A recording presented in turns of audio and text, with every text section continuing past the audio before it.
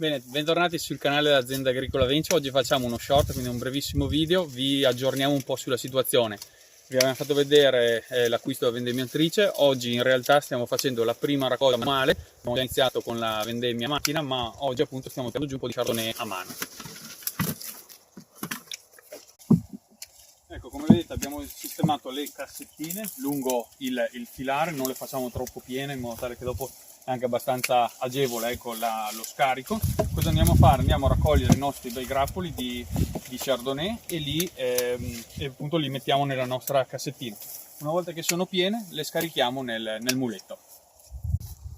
Ecco, le svuotiamo qui. Aspetta, abbiamo già la nostra vaschetta con metà uva e poi la porteremo a svuotare nel rimorchio.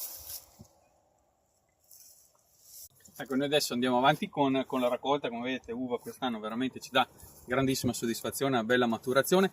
Il tempo ci fa un attimo penare perché dobbiamo inserirci tra una finestra e l'altra appunto di pioggia, però dai, siamo contenti, al momento riusciamo. Magari ci scrivete nei commenti, ecco, come siete messi voi, se avete già iniziato la vendemmia, come sta andando dalle vostre parti, e vi auguriamo una buona vendemmia.